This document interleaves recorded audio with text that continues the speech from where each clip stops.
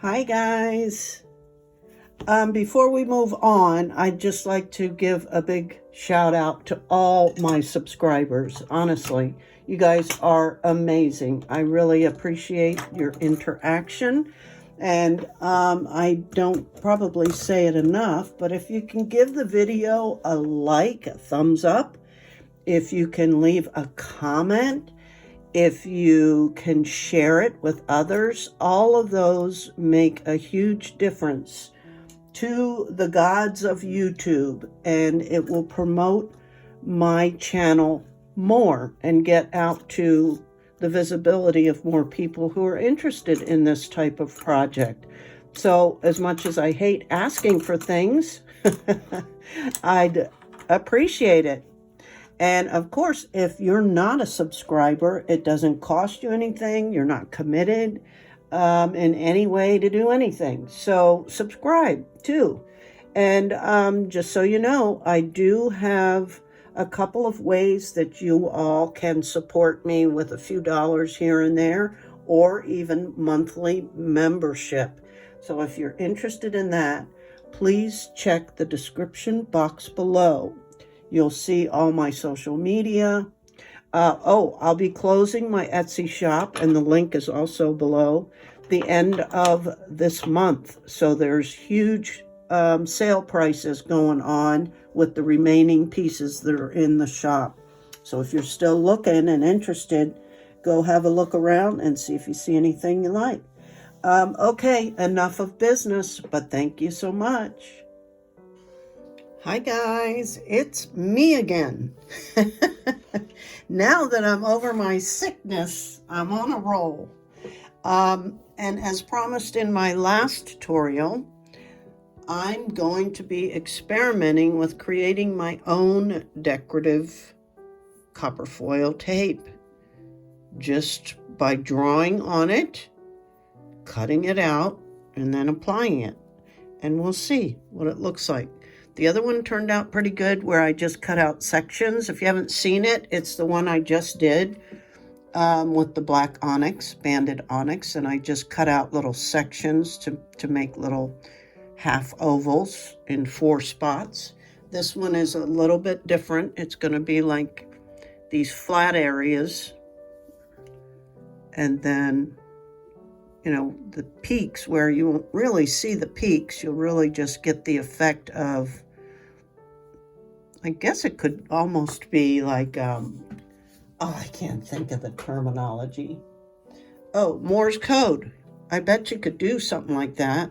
Wouldn't that be fun?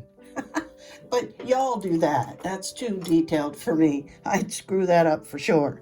But anyway, how I did this was I just measured the tape, gave myself about a 1/2 inch or 3/4 of an inch extra for, you know, when you decide where you want things to, if you get into that, where you want the specifics to land on your stone. And then I actually came up with this particular idea with looking at some of the designs on these craft scissors, which really do not do a great job, and it's probably not their fault. It's just that this is so flimsy, and these are made for like a cardstock. But this is what gave me that idea. It's a little bit different, of course, because I thought about, you know, how in the world am I going to get down in there? The first one was okay, but it would have been more complicated. And I try to keep things as simple as I can. So anyway, I drew it out on a piece of paper first. Like that. And then I decided to, you know, be a little bit more specific and at least measure the distances that I wanted that flat line. So it ended up being like, oh, I don't know, just, let's see, it looks like it's about a 1/2 inch. So I went along and initially I'll just try to show you. Let me get this up here. So I went along with my black Sharpie and just, let's pretend that's the edge. I just marked where I wanted that. Then I figured out how big that area I wanted and counted over there and got my first design, right? And then I just repeated that and just, again, went to the edge of that and counted, I think it was 7 little marks, so it's just under a 1/2 inch. Just did a little tick there, counted that distance, which was 3 ticks.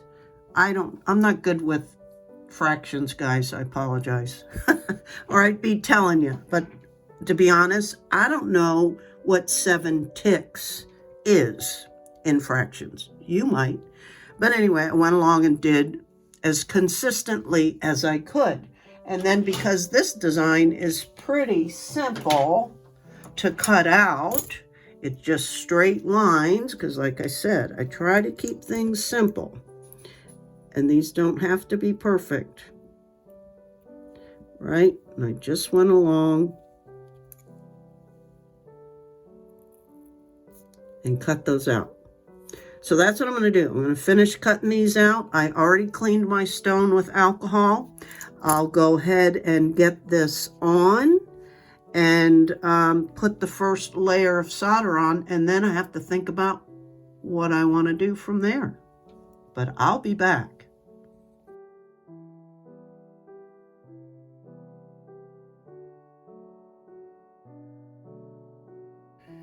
Okay, so, I mean, it looks pretty cool, and everything always looks better when it's done, but it didn't match up perfectly, which rarely does when you have a pattern. And I'm sure there's a way to figure it out, you know, by measuring the circumference and blah, blah, blah. But like I said, math is not my strong suit. So I have bits and pieces from other projects that I'm thinking about, because this isn't even decent as far as straight. There's a chunk missing out of here. So I thought I might just piece this little, it's almost, and I thought it'll work, it's almost the cutouts, but it's not. This is from a totally different project. So these are all inverted, and maybe this little section could be in the opposite way and just give a couple little spikes coming down. So that's what I'm gonna do, and we'll see how it looks. Luckily, it's right here on the point, so either that'll be the top or the bottom. I haven't figured that out yet. So let me get that on and see, you know, if it's gonna look okay. I like that. It fixed the problem. Yay. Okay, so I'm gonna get the first layer of, well, let me clean this back up with my Exacto knife, and then I'll flux it and get the first layer of solder on, and we'll figure out what we're gonna do from here.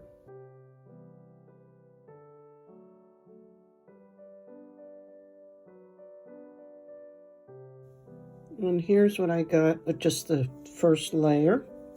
And I was struggling a little bit with the bail because I didn't want it to be plain. And yes, I'm going to probably do stamping on these large areas.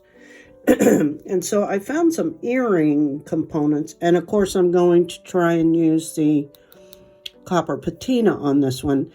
So I didn't want a silver and I didn't want to tin it. And I had these copper earring components, right, that you just make like a chandelier. So I just cut these ends off, and I think I'm just going to solder that on the top, so that'll also give it a little interest.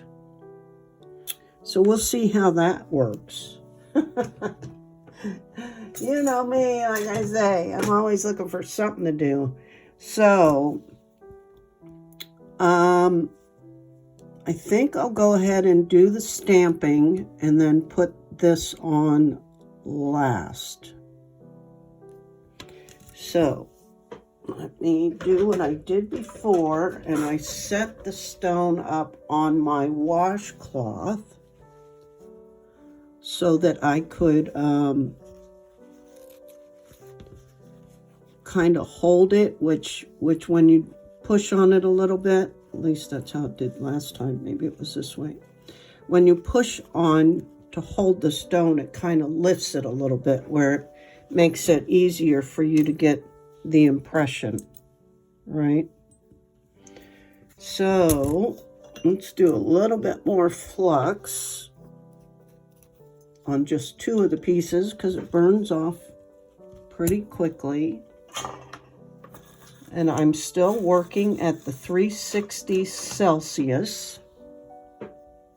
Let me set up my camera off to the side so it's not in my way. And I will zoom in a little, and hopefully you guys can see what I'm doing. Okay, so cleaned my tip again because I set it back down. That's not very far over the edge, is it? That one. Just now noticing that. Wonder if I should stamp that from the back.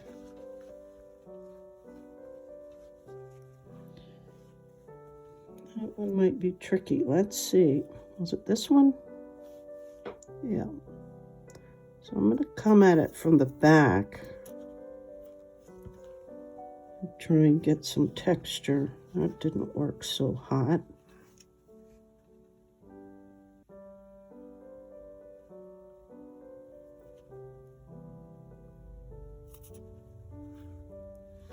Okay, let me get things started and then I'll come back.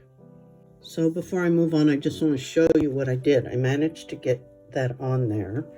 I use these little clips. These have been coming in pretty handy.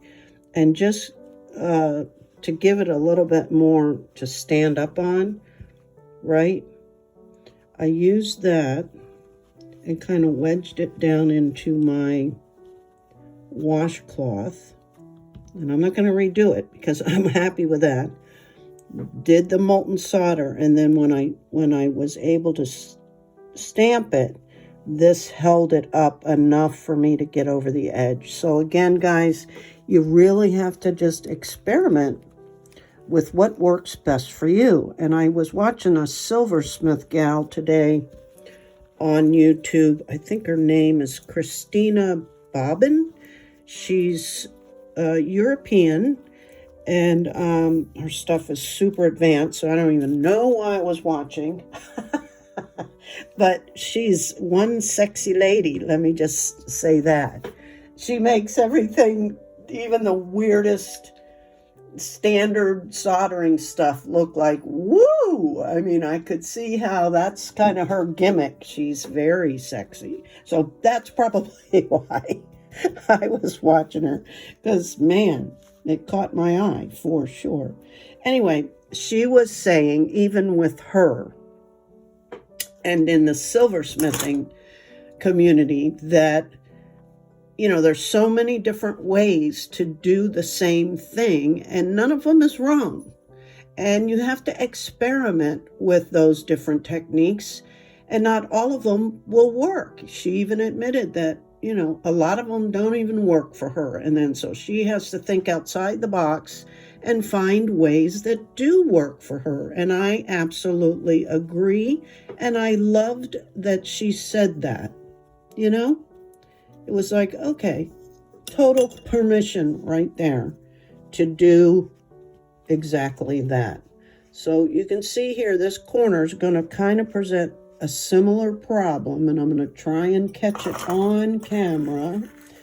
So here we go. I'm going to hold it back here, or try to. So let's see if I can actually pull this off. So clean your tip. Aha!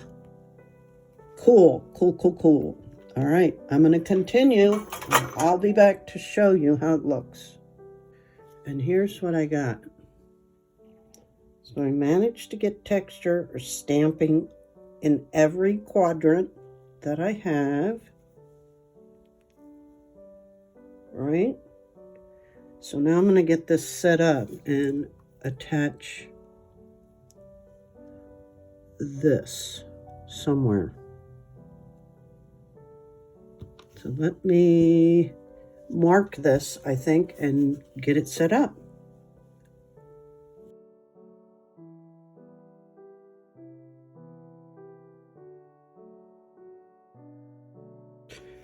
I know it doesn't look like much right now. That was really easy to attach because, again, it's copper. That's how you know when you got a good metal. And I'm going to go ahead and wash this up real well and do the copper patina. That will be our most challenging part because the copper patina, you know, isn't all that great, to be totally honest with you. It never really comes out really bright. That's why I was happy with this copper component because it'll actually match that quite well.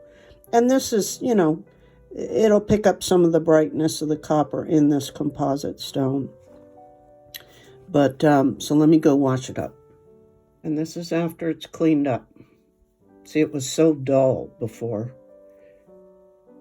But washing it up. And don't be afraid to use a copper brush. I mean, what's it called? A brass brush. Because that's what a lot of silversmith people use. It helps like burnish. And burnishing brings out the shine. Just remember to protect your stone. And also, if you're using a brass brush and have tinned copper wire, it's real easy if you don't have a thick layer of solder on to rub that right off and you'll see the copper wire through. I've done that before. But okay, so we're going to be using this, says super bright copper patina. Woohoo! But it's kind of not.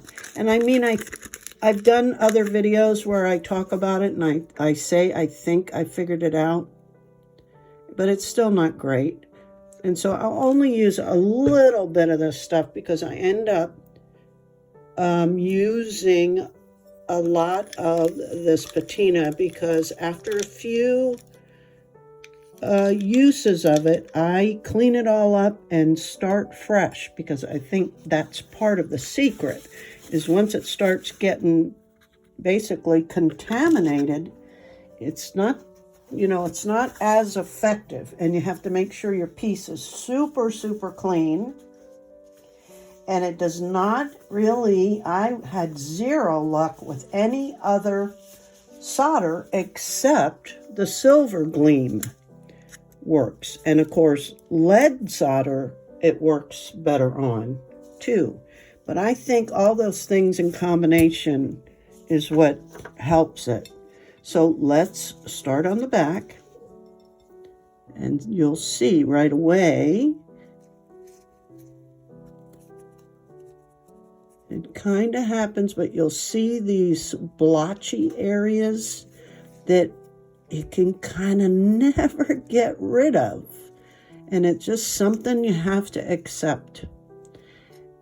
And because this is a emerald, I don't want to get a lot of this stuff. And you can see already, like that area there didn't work as well as that area. What is the deal? It's really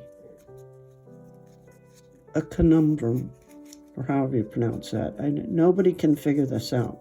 Some people say, oh, I have great luck with it. Well, but then they don't show their pieces. So I don't always believe what they're saying. But let's have a look. And like I say, I'm leery about it hurting the stone. But see what I mean? That, look at the shine there.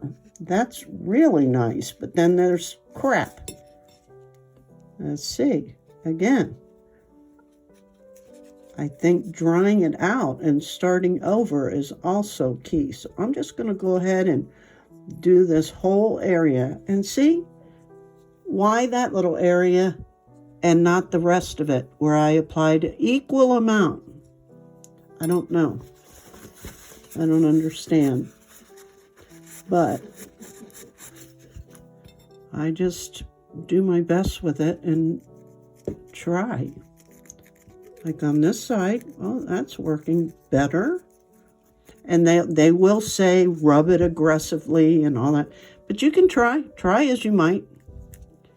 I've tried using a toothbrush and different things, and it's just a challenge. It's mostly that blotchy,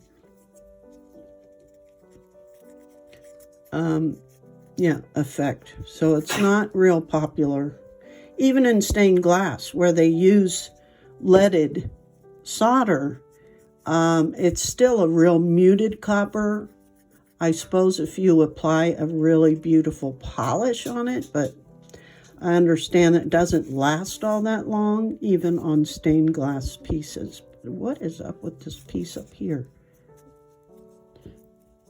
It'll act like it's going to do something, and then it doesn't. It just stops, like in its track. But let me continue, and I'll be back, and we'll see what it looks like. This might be a whole flop. Okay, you guys, let me just share this with you. Because I'm always thinking, that is my brain. I'm like, let me take that. This is a dry brush now. This isn't the one I used with water on it. But I went, let's try it on this area here. I gave it a little brush, and you can see it. It gets brighter, right? And those were areas that were not, that kind of stopped receiving. Let's see what happens. It like works. Oh my goodness. See what I mean? You have to continue, because that's what I did up here. Remember, that would not budge. And I just gave it a quick, but dry your piece first. So let's see if we can get it a little bit better. So I'm drying it all off. Let's do this area again, right here. It doesn't, I don't think it's taken the patina off either. Now you could easily damage your stone, so you gotta be careful of that too. But it's almost like it definitely helps. Wow. So isn't that interesting? I'll be darned. So you just never, now see, it stopped working again. And it's gone back to that. Interesting. Okay, I'm going to continue. I just thought I would share that with you. Now, the other thing that this product does not say to do, it just says wipe away excess solution. It does not say to wash it, which is curious because it is kind of an acid base. Where did I see that? Somewhere. It's called copper sulfate, right? And mineral. And some areas are really shiny and some are not. But I'm wondering if I take I'm going to let it dry real well. But I got all the areas, so that's improvement. But see, like right here is really shiny. But then the majority of it is not. But it's certainly the same color as this. So that's interesting. But same thing on the back. Some areas are really shiny and some aren't. Now it says you can polish it. Polish with a non-abrasive cleaner, polish if required. And it says to use a handle brush, a plastic handle brush, and continue brushing until desired finish is obtained, then wipe away excess solution. Properly prepared surface will appear bright and shiny, but I wouldn't say that is bright and shiny, would you? So that's why everybody doesn't use it, because it's not great. But if you get sick of the silver, it's a nice change. And if you're mindful about everything else, like I say, once it's dry, I'll take a pro polishing pad to it and see if I can get at least some shine. So this cleans up the same way as the black patina Just kind of clean out your dish. Put all your little tools and put it inside your glove. And I am going to go wash my hands though. Okay, this is a brand new Pro Polishing pad, and let's see if it does polish up better. Wow.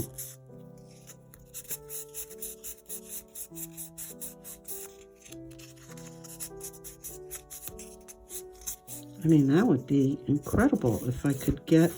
Now, remember, I'm still going to put the black acrylic paint down in these crevices. Oh, look, it is polishing it up pretty good.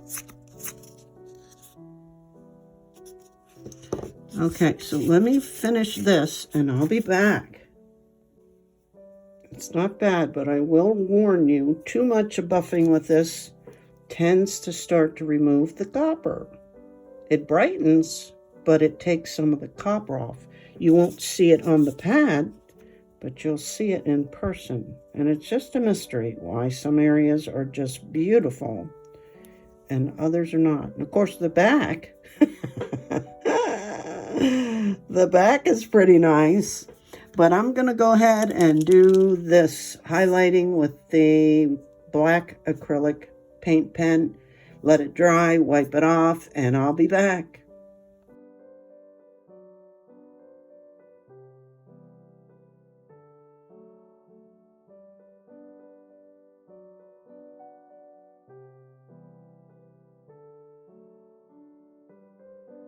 And here is the final piece. I think it turned out better than I thought it would, especially about midway. You know, that's how that goes. It's like you have a good idea, you start to do it, and then you start having questions, and then you're thinking, this is not going to be good. And then you get this. So even though, like with the pattern edge, you can't really tell, but I wasn't going for that. I was going, for enough area that I could do the stamping. And that indeed served a good purpose. And I think the stamping, even though I struggled a little bit on the rounded areas, it did okay, because things do not have to be perfect. So what do you guys think? I'd love to hear from you. If you think you're going to give this copper patina a try, I sure wish they would, come out with a better product. Like I say, the back of it looks fantastic, but not so much the front. Even though it's okay because I put the black highlight in and it all kind of plays well with the stone, don't you think? And this worked out real well. It's really on there. I mean, if I wanted to bend it and break it off, I could, but it's not gonna just on its own. You'd have to really give it a twist. So anyway, there's that project. Woohoo! I got through it. And like I say, I learned something new with every piece. And I think this looks really unique. I love that stamp. I really do. Okay, guys, thanks again. I appreciate you guys so much. Till next time, bye.